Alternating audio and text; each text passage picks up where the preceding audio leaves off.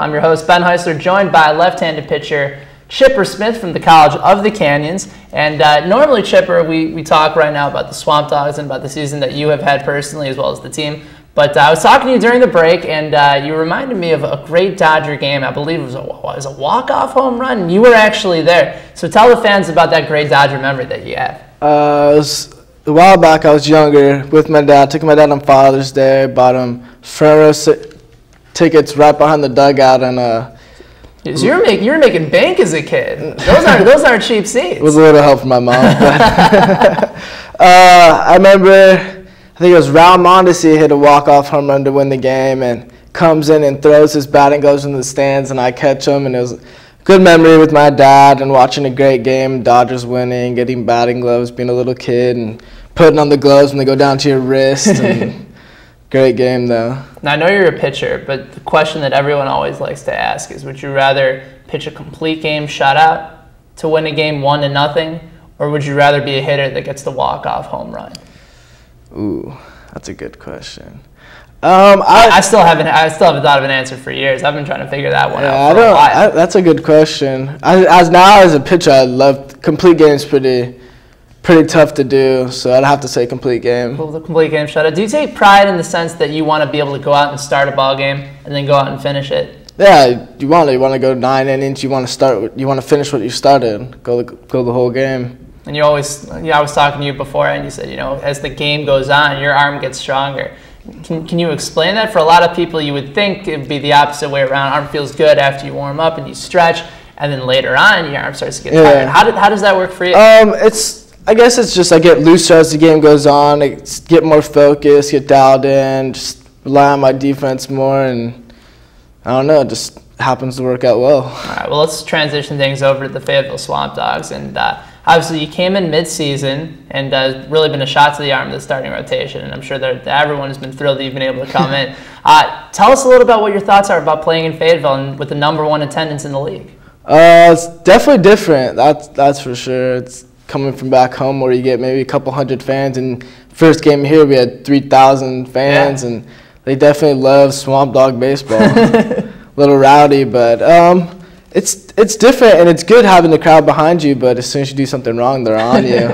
But you don't want that. But it's good. I like it. I like having the people cheering for you and having people behind you, not always just your teammates. You got the people in the crowd and the fans and stuff. So. Do you ever feel like it's more pressure to pitch in front of your hometown crowd, or do you feel it's more of a jolt in the arm? I kind of don't really worry about it too much while I'm out there. I kind of worry about throwing strikes, which I have my problems with. That's a good answer.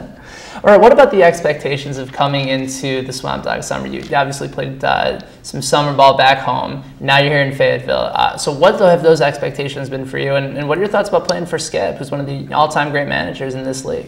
Cool guy, definitely like it. It's different, though. Back home, it wasn't so much competitive. There wasn't a league, and we weren't battling for playoff position like we are now. But I definitely like the competition here. It's good players all around, and it's definitely going to help me for my sophomore season at CSC. So one of the things that I want to ask you talk about the different players in this league. And I remember the first time that I was on the road trip with this, and it was before you were here, just how well the team was gelling together and how everyone gets along, and it's great team chemistry. And you've gotten a chance to experience that firsthand.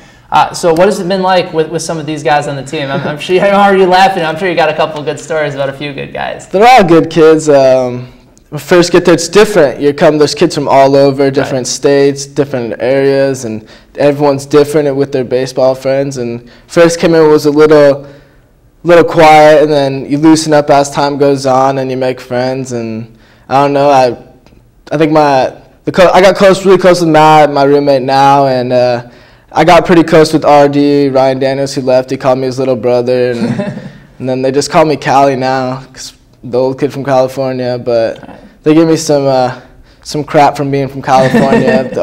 You would do that because you're from California, only this in California. Also, you're one of the only few freshmen on the team besides Eric Grabe, and at the beginning, he was the one getting the Rook treatment. Are you getting any of the Rook treatment? No, I am the youngest one though now, but no, they still call him Rook. They just because he was the original Rook. Yeah, they still just give me crap just because I'm from California pretty much, and I'm young, but no, he's still Rook. Every week, I think the answer changes. Who do you say is the biggest goofball on the team? Oh, biggest goofball on the team. Definitely Spree. Spree? Yeah. We saw it last week when Spree played a little practical joke on us here on Inside the Dog Pound. Did a little bit of Lost in Translation. Yeah, Spree's a funny guy. Yeah. And then one thing that I always sort of like to end and talk to the guys that come on the show about is want to know from you, who's been that one guy that has stood out to you, not necessarily based on talent or the stats this year, but with a good work ethic, a guy that just handles himself the right way, a guy that really motivates the team to do well. Who's been that one guy that you've noticed on the team this year? Scriv's always motivating the team to do well, but Brandon Rowland works pretty hard no matter what, plays every game, whether he's hurt or not, he's always out there playing his hardest. Eric Graves works really hard to better himself in the infield and hitting, and it shows. Yeah, I mean, what I find so amazing is that each guest that we've brought on this show, they've had a different answer for each guy. There's not one guy that just stands out. It's every different guy that just works his tail off. And I think it's a credit to really everybody on this team. Well, listen, man, continued success. He's Chipper Smith. Appreciate you coming on the show. Thank you. Boy. So there you go. It's now time to tell you a little bit about our upcoming promotions. Right now, beginning with Saturday, August 1st, folks, you are not going to want to miss this game. It's the final fireworks extravaganza of the season. It's also fan appreciation night. Come out and have a great time at the Swamp. Gates open at 6 o'clock p.m. with the first pitch at 7:05. Then, 2 days later, Monday, August 3rd, it's going to be the regular season finale for the Fayetteville SwampDogs, and it's back to school night. Who remembers back to school? I certainly do, and we're all getting excited about it, so why not celebrate that with the Fayetteville SwampDogs? Got great prizes to give out all game long, as well as a Hannah Montana bike giveaway. I know, Chipper, how can you turn down a Hannah Montana bike giveaway? You can't. Be at the Swamp on Monday, August 3rd. Also, finally, Thursday, August 6th. I talked about those 2 dates.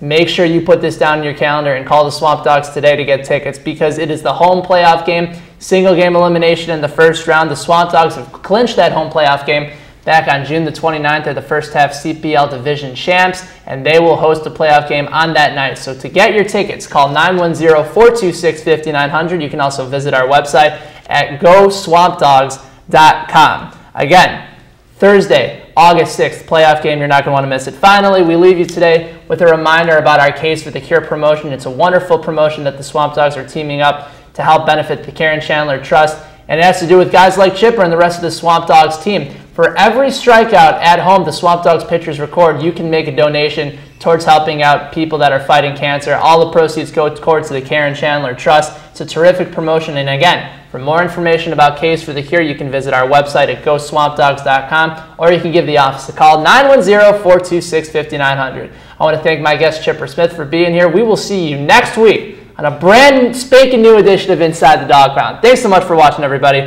right here on Time Warner Cable.